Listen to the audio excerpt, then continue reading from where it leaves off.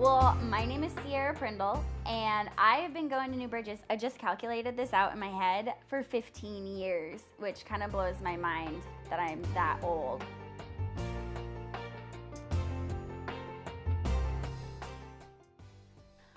Started going to New Bridges with mom and dad, and that was basically where we kind of met Jesus. I went to a camp with Carrie Hampton and basically gave my life over to Jesus there.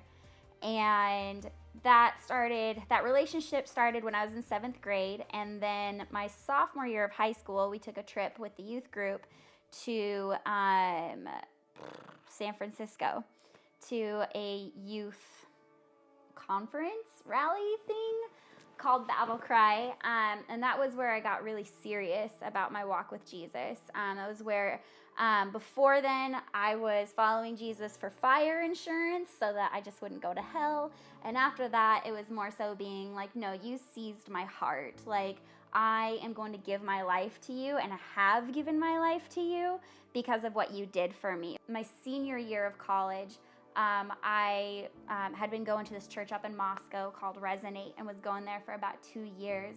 And my scripture at the time was Psalm 139:25, which this is a paraphrase of it, but it's basically, God, show me any ick that's in my heart and teach me to walk in your ways. And there's just a couple of scriptures like that I was praying those and journaling those over and over and over again, and God is so faithful to follow through on that. But it was just like the whole Bible came alive for me, and all of it was pointing back to Jesus.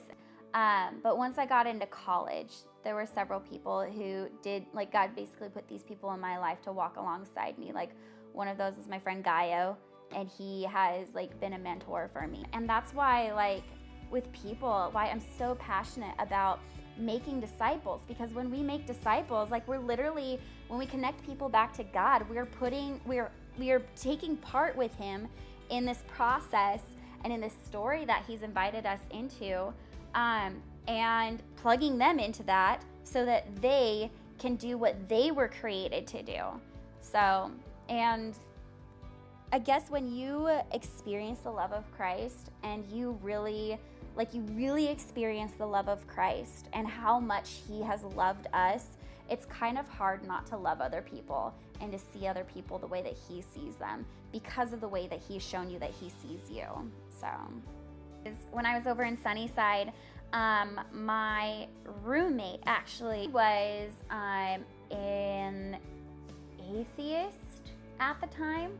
And wasn't like one of the, like, sometimes you think of atheists and like, oh my gosh, they're so hostile. She was not like that at all.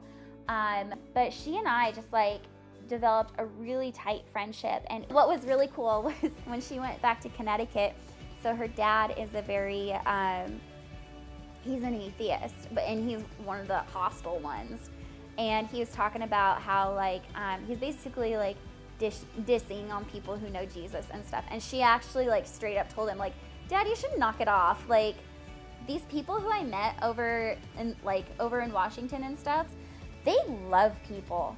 And she goes, if that's what Jesus is like, that's the Jesus that I want to follow. And so it was so cool getting to hear her say these things. And granted, there were some times where I was like intentional in being like, this is what Jesus is like, but there are definitely also some times where it just organically came out of our relationship. And so honestly, like, the cost is worth it, like setting aside that time and sometimes even money, like paying for kids to go to coffee or inviting them over for dinner, or it's definitely it is costly, but it's so worth it.